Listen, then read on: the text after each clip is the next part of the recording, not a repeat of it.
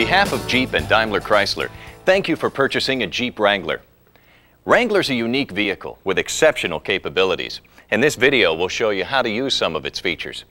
This program's not intended to be a substitute for your owner's manual and the various warning labels. We'll cover some of the items that may be included with the particular vehicle you've purchased or the option level you've selected. But for complete information, read your owner's manual and all sun visor warning labels. For easy reference, the video is divided into sections that are identified by colored symbols appearing on both the back cover of the video case and in the lower right-hand corner of the screen. Now, just sit back and enjoy the presentation. We'll begin with the top.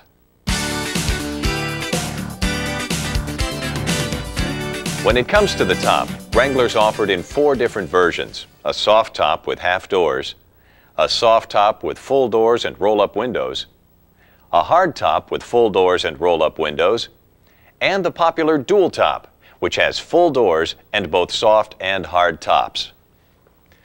In this section, we'll go through the removal and installation process in the order that a dual top owner might use.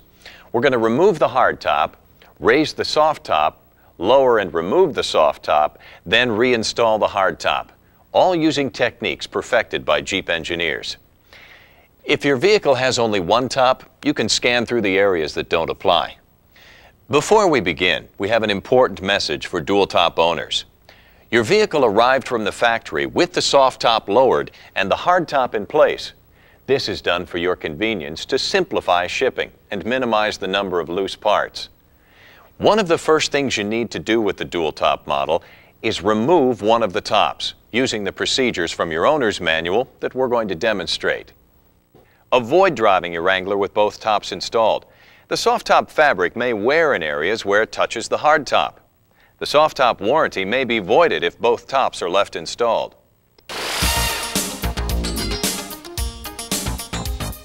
If you have a dual top and you're getting ready to remove the hard top for the first time, begin by identifying all the parts that you'll need to assemble the soft top. Your dual top Wrangler comes with 2 boxes. One contains the right and left door frames, 4 attachment knobs, and a pair of snap-on rear window roll-up straps. The other box contains 1 rear and 2 side quarter windows for use with the soft top. Due to the size and weight of the hard top, it weighs about 140 pounds. This is not a one-person operation. Get someone to help you. Begin by unclipping the sun visors and moving them to the sides. Then, unlatch the hard top from the windshield header. The top is held to the body by 6 nuts and Torx head bolts, 3 on each side of the vehicle. In addition, 2003 and later models have plastic locator clip pins attached to the hard top that ensures the hard top is properly located to the vehicle. Use the short end of the L-wrench or a T40 Torx tool to remove the bolts. When you remove the front bolts that are located directly behind the door opening, use your other hand to hold the nut on the underside. If you're not careful, the nut can fall into the seatbelt retractor or other hard-to-reach areas. When all the bolts are out, open the tailgate all the way and lift the rear window glass. Disconnect the wiring harness from the hard top by pressing the tab at the bottom of the connector. Then disconnect the rear washer hose and install the tethered cap. Finally, open both doors, and with the help of another person, carefully lift the top from the rear of the vehicle until the hard top locators are out of the holes in the body. Pull the hard top slightly rearward until the locator pins are resting on the body. Move carefully so that you don't break the rear window glass, and make sure you have an area ready to set it down in. Check directly behind the door openings on each side to make sure that the black rubber gasket is in place. The gasket is important for water sealing. When it's not on the vehicle, the hard top should be stored in its normal horizontal position, as seen here. Never store the hard top upside down or vertically.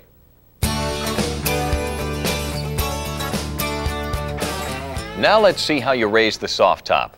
Several of the following steps will only be necessary for dual top owners who are raising the soft top for the first time. They won't be necessary at any other time. But before we start, let's point out a few areas of the top and tell you their names so that you know what we're talking about when we refer to them. The metal framework of the top is made up of bows. The ones that start on the sport bar and extend over the doors are called the side bows. The two bow runs horizontally across the center of the top. During normal use, the two bows wrapped inside a Velcro fabric flap. The three bow starts at the sport bar and extends to the highest rear corner of the top. The front edge of the top, where it meets the windshield, is called the header. So moving from front to rear, you have the header, the side bows, the two bow, and the three bow. There are some other terms you'll learn as we go along. You begin the process of installing the soft top by installing the door frames. Insert the door frame rear pin into the hole in the black rubber gasket just behind the door opening. Starting at the front end, clip the frame to the sidebar and then slide the door frame forward so the front pin moves into the hole. Then screw the door frame attachment knobs into place. If this is your first time on a dual-top vehicle, you'll need to unsnap and remove the black boot cover. Once it's off, discard the cover. It's intended only for shipping purposes. Unroll the soft top until you can see the plastic header with latches. Remove the black tailgate bar that's tucked inside and set it aside for the moment. Don't pick up the header and allow the fabric to fall under. Instead, lift the fabric up and away from the header. Pull all the fabric toward the rear of the vehicle and wrap around the header. Pull the fabric around the ends of the header so that the fabric has a tight, smooth appearance. Working from the rear, with the tailgate open, carefully raise the top's header. When the two bow rises, lift it upward and over the sport bar. And do the same with the three bow. Move to the side and guide the metal bows over the sport bar if necessary. Pull the side bow forward and down until the top's header reaches the windshield. It should never require much effort to make the top reach the windshield. If the top ever stops prematurely and won't move forward, don't force it. You could damage the top. Instead, look underneath at the check straps that run along the sides of the top. They can occasionally get tangled around the bows. Untangle the check strap and the top should easily fold forward.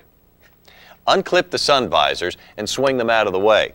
Then flip the top latch hooks down from the handles and engage them into the windshield slot. But don't close the latches yet.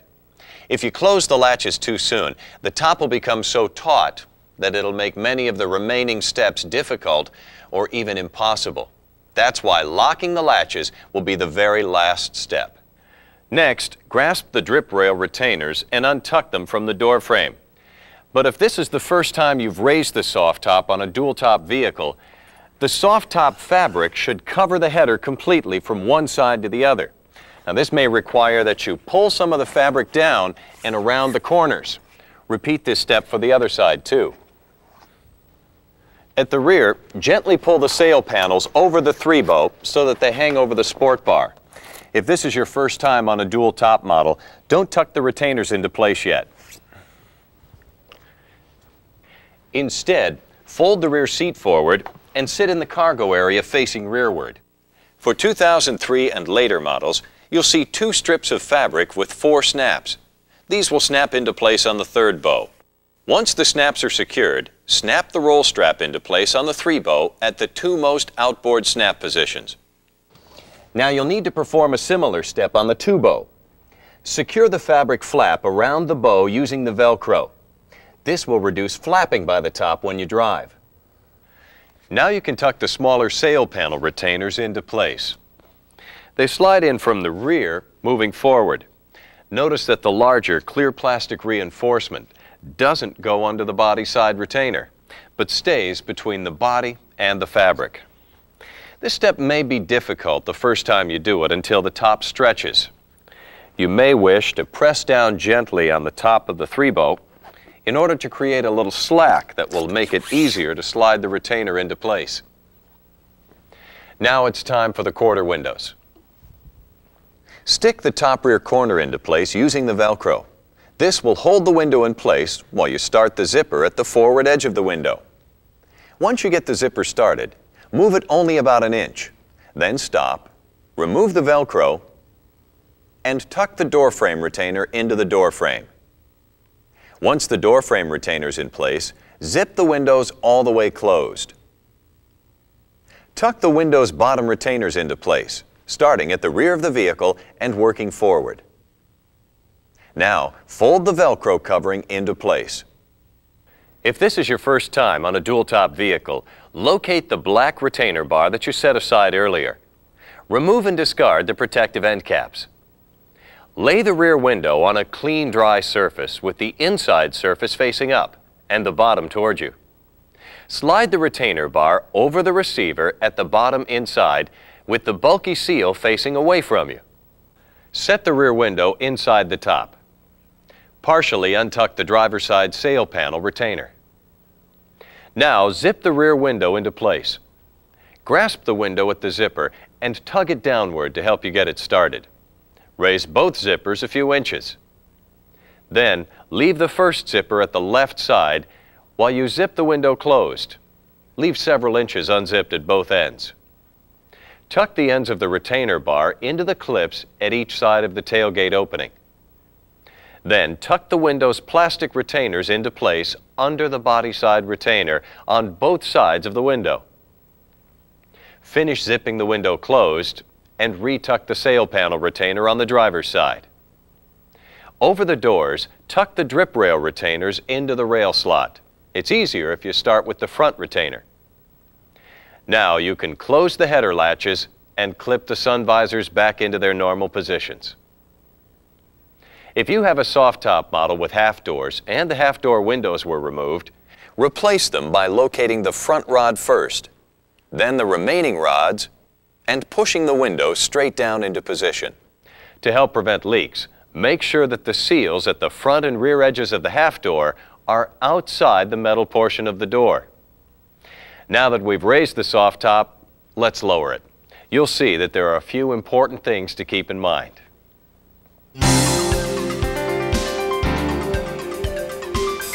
If you have a soft top model with half doors, you may want to begin by removing the half door windows.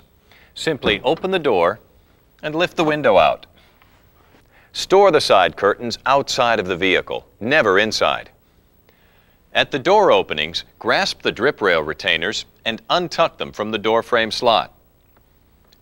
Unclip the sun visors and move them out of the way. And release the header latches. Leave the hooks in the windshield slots for the time being. Open the tailgate and partially unzip the rear window on each side.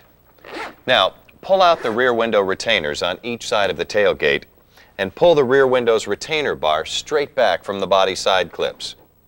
You now have a choice to make with the rear window. You can either completely remove it or you can roll it up and store it inside the top. If you want to roll the window up, first make sure it's clean, and then insert the rolled window ends into the provided straps. Now unzip the window completely, starting at the passenger side, and carefully store it separately. Always unzip the windows completely. Never yank on them or you'll damage the zippers. We'll talk more about storing your windows in a few moments.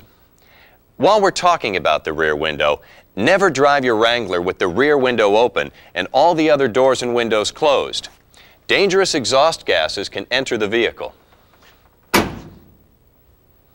Continue removing the top by moving to the side windows. Release the Velcro flap and start to unzip them from the rear. Untuck the bottom retainer. Finish unzipping the window and remove it. Make sure the zippers are completely disengaged before attempting to remove the window, or zipper damage could occur. Untuck the sail panels from the body side at the rear corners of the vehicle. Release the hooks holding the top to the windshield. Pushing up on the release lever will make this easier. With the tailgate open, fold the sail panels inboard so that they rest on the roof of the vehicle. Then, grasp the side bow behind the header and lift the top back. Make sure the sides of the top fold inward as the top's folded. And also that the check straps are clear of the vehicle. Tuck the top between the 2-bow and 3-bow as it folds. Then, tuck the top between the 2-bow and the header. As you bring the header down, check the drip rail retainers. If you're not careful, they can rub on the top and cause wear. The drip rail retainers should fold at the point in between them so that they form a V shape, and their ends are not pressing against the fabric.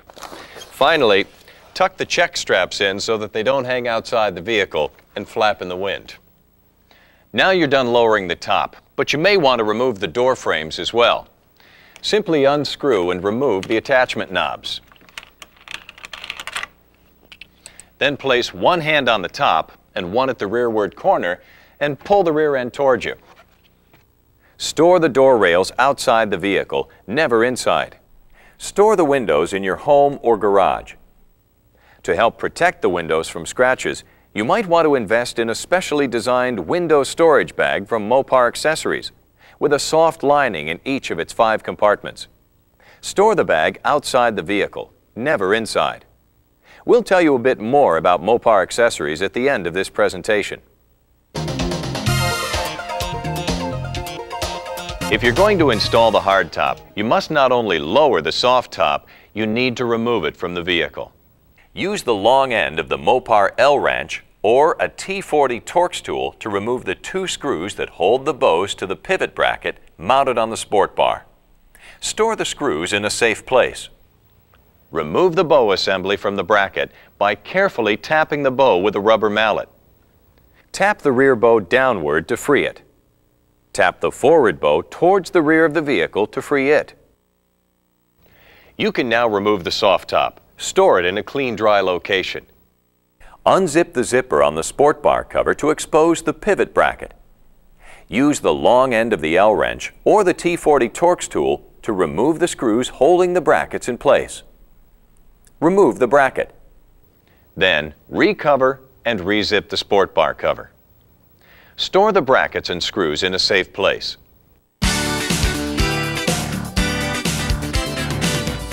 To install the hardtop, you simply reverse the procedure for removing it. However, before you put the hardtop back on, take a few moments to inspect the seals for cleanliness and damage, such as the foam seal where the hardtop header meets the windshield. When you install the hardtop, lower it straight down into position on the vehicle. Never set the top down and then push it forward, or you can damage the seals. Make sure that the retainers in the hardtop are lined up with the holes in the body before the bolts are tightened. Check the foam seal at the sides where the top meets the windshield. Also, make sure that the liftgate seal is in place. If it's come loose, push it back into position.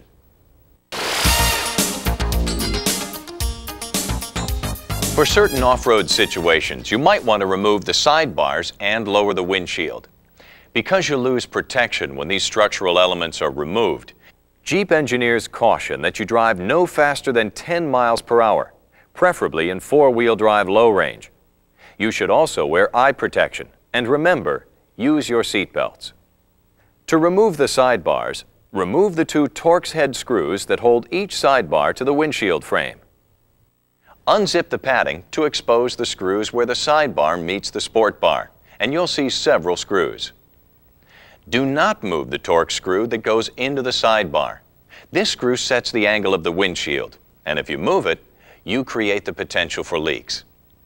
The 2 Torx screws that you do want to remove are the ones that hold the mounting bracket to the sport bar. They're found on either side of the sidebar.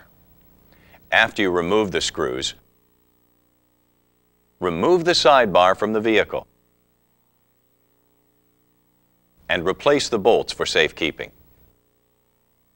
Secure the sidebars to the floor of the vehicle using 2 of the 3 cinch straps found in your door pocket. Attach them to the footman loops in the floor behind the rear seat. Pull the wiper blade away from the windshield to the locked position. Use a small flat-edge tool, such as a screwdriver, to release the retaining clip on each windshield wiper. Lift the wipers off and store them in the center console, or secure them inside the vehicle. If your vehicle is equipped with a temperature compass inside rear view mirror, the electrical harness must be disconnected before you lower the windshield. To access the electrical connection, remove the instrument panel top cover by pulling up gently. You should also remove the mirror from the windshield to prevent damage. Remove the round-headed Torx screw on each side of the base of the windshield. Lower the windshield gently until it reaches the rubber bumpers on the hood. Then, use the remaining cinch strap to secure the windshield in place. Pass the strap through the footman loops on the hood and in the center of the windshield frame. Putting the windshield back up again is basically the reverse of this procedure. Be sure to check the foam seal near the hinge. If it was lost or damaged, it must be replaced in order to avoid water leakage. Jeep engineers have designed Wrangler's optional side steps to be removed quickly and easily. We recommend that you remove the side steps before doing any severe off-road driving, since they can be damaged or broken when hit by large rocks, trees, or other obstacles. Now, to remove the side steps, remove the 2 bolts that attach each leg of the step to your Wrangler. Then lift the side step up and out of the front and rear hook slots in the frame of the vehicle. To reinstall the side steps, simply install the hooks of the attachment arm into the slots in the vehicle's frame. Then, insert and tighten the bolts.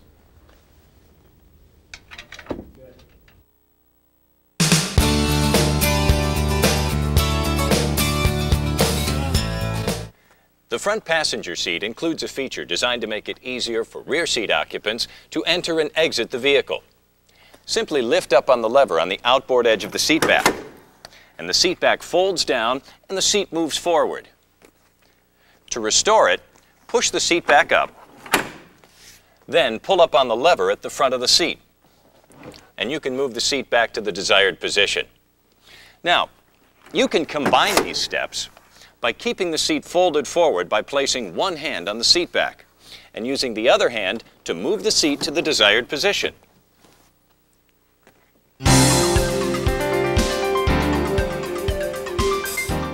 Wrangler's rear seat can be folded or even removed to maximize cargo area. Start by sliding the seat belts through the cushions into the cargo area. To remove the rear seat, simply pull up on the release lever on the seat back and the seat will fold down. Now, the seat's designed to tumble forward when folded, so the seat will naturally tumble. Then reach down and squeeze the lower release bar to the crossbar and pull the seat towards the back of the vehicle. The seat will release from the bracket on the floor pan. Now you can remove the seat from the vehicle. Use caution if the soft top is lowered when you fold the seat up or down. If it catches on the top, the exposed metal seat structure can rip the top's fabric. If you're going to leave the seat in the vehicle, secure it in the up position by sliding the provided strap around the sport bar and then hooking the strap end onto the seat mechanism. When reinstalling the rear seat, you need to follow these simple steps. First, you need to position the seat in the vehicle so that the latch hooks on the bottom of the seat are located directly behind the brackets on the floor. Slide the seat directly forward over the seat bracket until the latch hook grabs the bracket. Then tilt the seat forward to fully lock it, and then push the seat to the down position, and return the seat back to the up position.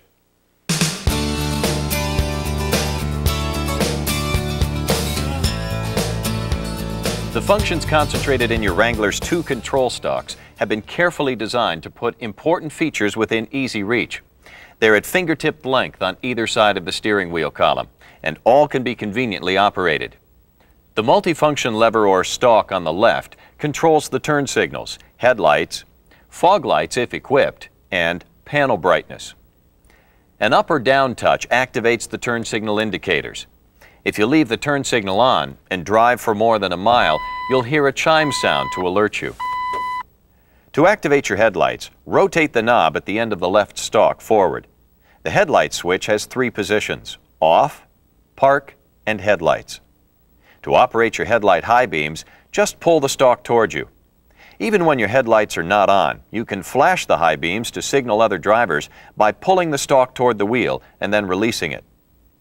You'll find the instrument panel dimmer control on the inner ring of the stalk. If you drive with lights on during daylight hours, you can use this parade mode feature to bring panel lights up to their full brightness. If the headlights are left on and the driver's door is open, there will be an audible chime and the high beam indicator will flash. If your Wrangler's equipped with fog lights, they can be activated by turning on your parking lights or low-beam headlights and pulling outward on the end of the stalk.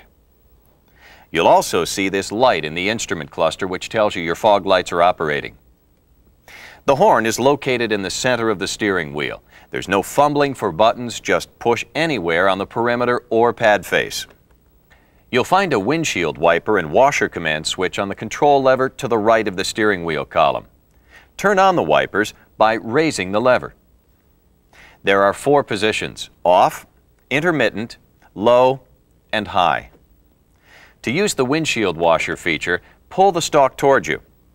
Pulling down and releasing the right control lever starts the convenient mist wipe for a single wiping action. To keep your wipers in top operating order and avoid possible damage to the wiper assembly, remember to remove any snow and ice buildup that might prevent the blades from returning to the off position. Your hazard flasher switch is located on top of the steering column. To turn the flashers on, depress and release the flasher switch. To turn them off, depress and release the flasher switch again. There's a new feature on your Wrangler. The odometer will light up on the cluster when the driver's door is open, with or without the key in the ignition. It's become very popular these days to make your own compact discs, either with special stereo equipment or with a computer and CD-ROM writer. Unfortunately, due to format variations and other issues, Daimler-Chrysler cannot guarantee that a homemade CD will play in Wrangler's available CD system. If you ever have problems playing a CD, please double-check that it's a commercially produced disc that was purchased at retail before you return to the dealership for service.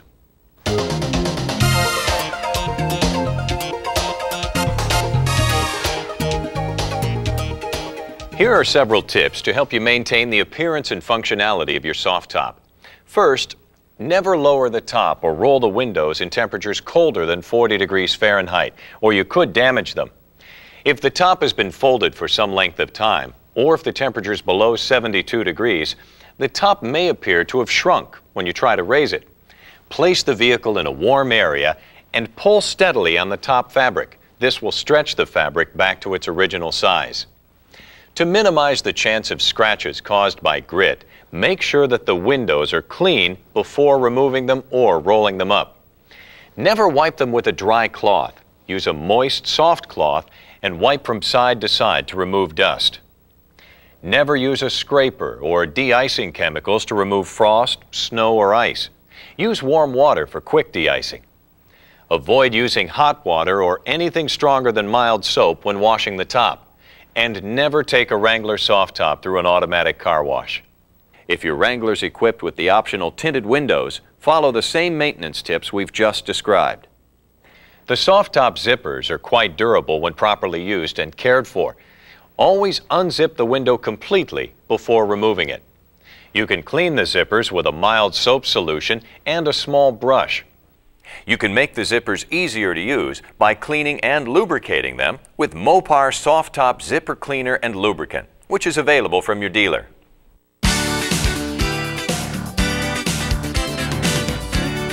Wrangler's well suited to driving off pavement or in severe situations, and many owners use it this way. One side effect is that Wrangler's floor often gets dirty from shoes and boots tracking mud or snow into the vehicle. That's why Jeep engineers have made sure that it's easy to clean. You can remove the carpet for cleaning and hose off the floor if you like. Extreme care should be taken not to spray the steering column and electrical components while hosing off the floor. If your vehicle is equipped with a passenger airbag on-off switch, make sure the weatherized cover is in place. You should now have an easier time cleaning the carpets.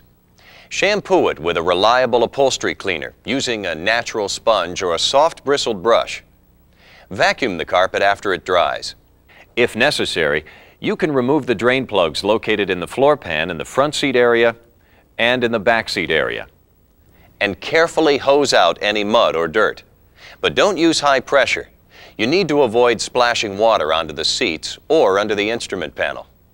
Again, extreme care should be taken not to spray the steering column and electrical components. After the carpet and interior are dry, replace the drain plugs and carpet. Never drive your Wrangler with the carpet removed. It's designed to insulate you and your passengers from the heat of the floor pan.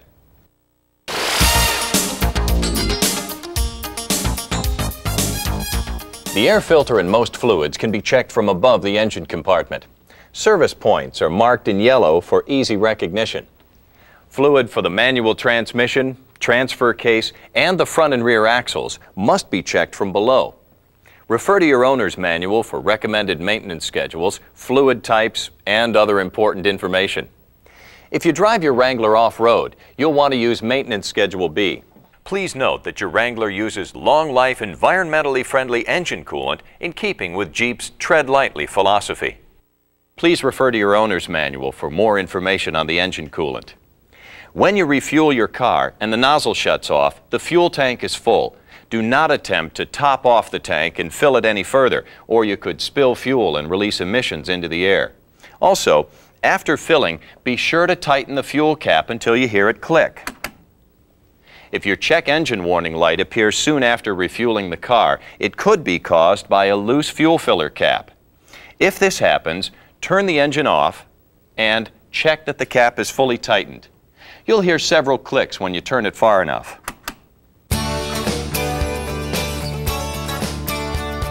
Wrangler's accessory fuse panel is located behind the glove box.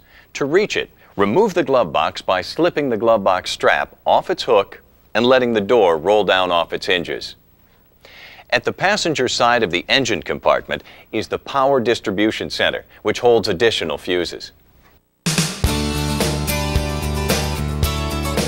A Wrangler with the 4.0-liter engine can tow up to 2,000 pounds when properly equipped. Wranglers with the 2.4-liter engine can tow up to 1,000 pounds when properly equipped. If you plan to tow a trailer, make sure you use only low-profile or fold-down types with less than 25 square feet of frontal area. Tall trailers are not recommended. Trailer towing requires the installation of a Class 1 hitch. You can see your dealer about having one installed. And don't forget to check the laws about towing wherever you live. Tips for safe loading and towing, as well as additional maintenance, can be found in your owner's manual.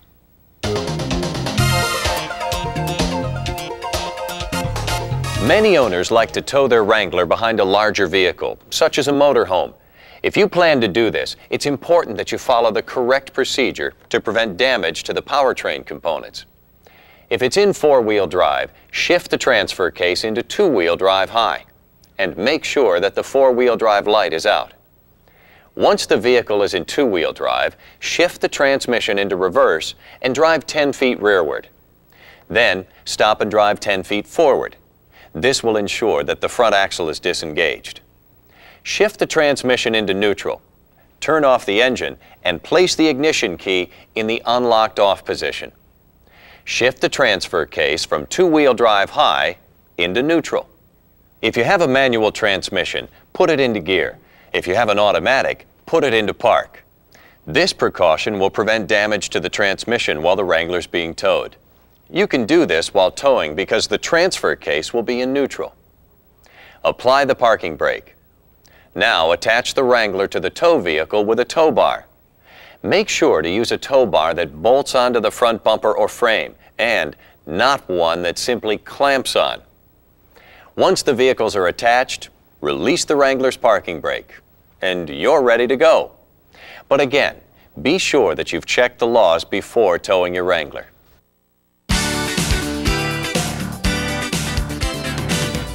Your Wrangler may be equipped with an anti-lock brake system or ABS. If so, you need to understand how they work and what to expect. When you brake on a surface with good traction, the brakes operate normally. ABS does not activate unless the system detects that one or more wheels are slipping. During an ABS stop, the brakes work differently. When you press firmly, you'll experience a vibrating sensation and clicking sounds as ABS controls the brake pressure. And when your vehicle comes to a complete stop, you may feel the brake pedal drop slightly as the ABS shuts off. To maximize the control ABS can provide, there's only one thing to remember: never pump the brake pedal. Manual pumping of the brakes will diminish their effectiveness and will cause an increase in stopping distance. Just press firmly on the brake pedal and let the system do the work. To ensure that the components of the system are operating safely, ABS performs two self-checks. The first one occurs when you start the engine. When you turn the ignition key, the ABS light will illuminate momentarily and you may hear a clicking sound. If your foot is on the brake pedal, you also may feel a pulse while this happens. Another ABS self-check occurs when your Wrangler reaches between 6 and 8 miles per hour. This time, the ABS will make a low humming sound. Once again, if you happen to hit the brakes at this time, you may feel the pedal vibrate. If a problem is detected, the ABS warning light will illuminate, indicating that the anti-lock braking system is not functioning properly. If you're traveling off-road and the ABS light comes on, the system could simply have been temporarily defeated. Shut the engine off, then restart it. If the light goes out normally, the system's working properly. But if the ABS light stays on, your vehicle needs service. In the meantime, your brakes will still work as well as vehicles with conventional braking systems. Because ABS works by detecting wheel slippage during braking, you may hear and feel it kick in at unexpected times. For example, if you're braking while going over a set of railroad tracks, or while driving on an uneven surface such as a bumpy or gravel road, you may hear the ABS working.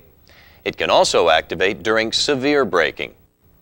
It's normal for ABS to work in these situations. They show that ABS is doing what it was designed to do.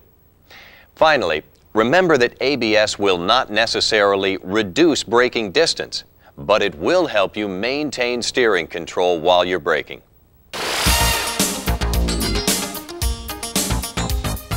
When shifting into reverse, there are two things you should keep in mind.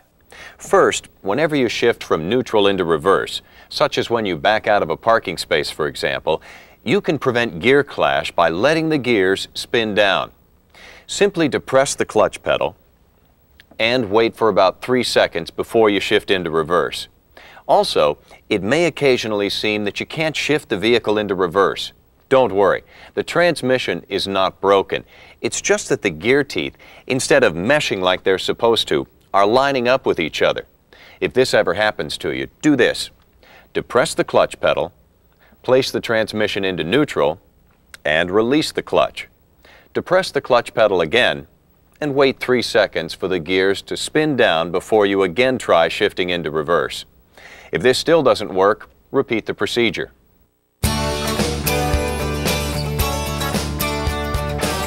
Wranglers with manual transmissions are equipped with a clutch interlock, which means that the engine will not start unless the clutch pedal is depressed to the floor. For some challenging off-road situations, you may want to temporarily defeat this feature. Refer to the starting and operating section of your owner's manual for the procedure.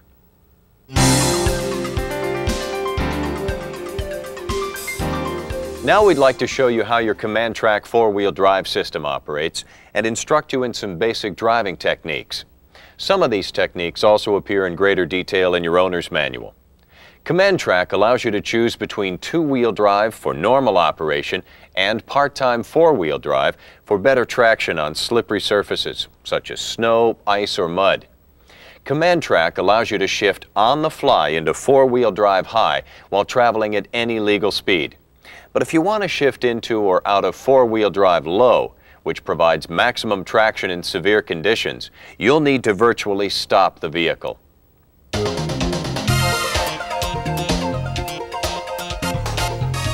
When you need greater pulling power at low speeds, improved handling and control in extremely rugged terrain, and whenever extra traction is required off pavement, you can shift into four-wheel drive low range. 4 low provides maximum four-wheel drive traction. To shift into 4 low, slow the vehicle down to 2 or 3 miles per hour. Shift the transmission into neutral. While you're still rolling, quickly pull the transfer case lever into 4 low without pausing in neutral. When you're done, return the transmission to any gear you wish. To shift out of 4 low, slow down again to 2 or 3 miles per hour and simply reverse the process. The gear noise you hear when you shift into or out of 4 low is normal. Make the 4 low shift a quick one. If you shift slowly, you won't like the sound it produces. Remember, 4-low should only be used at low speeds and in slippery or very rugged terrain. There are two important things to keep in mind when driving off pavement. First, tread lightly on the environment and respect local land use restrictions. And second, always remember to buckle up and drive sensibly, because even when you're out seeking fun and adventure, safety must always come first. Utility vehicles have a higher ground clearance than most passenger cars, so that they're able to perform in a variety of off-pavement conditions. However, they're not designed for cornering at the same speeds. So whenever possible, avoid sharp turns and abrupt maneuvers. Now, let's go over a few four-wheel driving techniques. Here are the basic procedures if you get stuck in sand or snow. Don't race the motor and spin the wheels, or you'll only dig a deeper hole. Gently rock your Wrangler back and forth and turn the steering wheel left and right until you gain traction. You can also increase the traction by placing floor mats in front of your tires. In sand, use any available water and wet in front of the wheels to create a firmer base. Be extremely cautious of driving in deep water. The first thing to do is check the depth. Avoid water that's higher than the bottom of the wheel hubs. If you're able to move on, maintain a slow, steady speed. Make sure you take extra precautions even after driving in rain, because wet brakes often behave differently. And make sure you ride your brakes lightly to help them dry out quickly. When you need to tackle a hill, make sure you follow these instructions. Always try to go straight up or down. Never drive a hill at an angle, or the vehicle may become unstable. At all times, keep your wheels on the ground. This might seem obvious, but we sometimes see exaggerations of what vehicles can do. And when you start out, use sufficient climbing power at the bottom, and then as you approach the top, ease up. Whenever you get behind the wheel, always be aware of your vehicle's center of gravity and never drive at an angle along hillsides. If you must drive along a sloping shoulder or shallow ditch, make only gradual steering adjustments. Whatever you do, don't make sudden steering corrections. The more gentle and gradual you work onto the road, the more successful you'll be. When you encounter a log or other obstacle, make sure you investigate the situation before you make your move. It may be easiest to cross over the obstacle at a slight angle, one wheel at a time. And always be aware of your vehicle's ground clearance. You obviously can't scale a 12-inch log if your clearance is only 10 inches.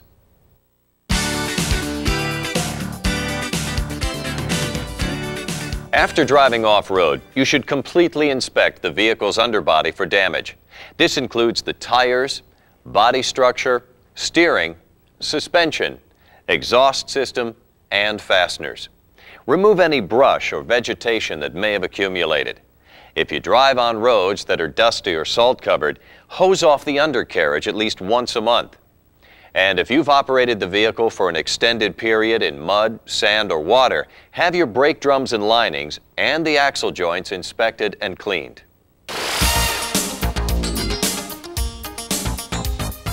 Jeep vehicles are as tough as they come. There's just so much they can do, so many breathtaking places they can go. That's why Jeep Jamborees were born, events where owners discover all of the off-highway excitement their vehicles have to offer. Jamborees are held at various sites over 3-day weekends from February to October. Under the guidance of experts, Jeep Jamboree participants learn how to traverse terrain they previously thought impassable. And Jeep owners have responded enthusiastically since the very first Jeep Jamboree was held on the Rubicon Trail in California back in 1953. In fact, they're so popular today, Jamborees are now held throughout the U.S. and around the world. One of Jeep Jamboree's biggest selling points is the beautiful scenery that surrounds you no matter which event you choose. And Jeep Jamborees are always designed to have minimal impact on the surrounding environment in order to preserve that beauty. Some Jamborees include activities such as fishing and hiking. Some involve outdoor camping, while others end up at historic inns. There's always plenty of fun and adventure for the entire family. And don't forget, you're in a league of your own because only Jeep vehicles and their owners participate in Jeep Jamborees. For complete information and a list of this year's Jamboree locations, make sure you receive a current Jeep Jamboree USA guidebook from your dealer or call 1-800-925-JEEP.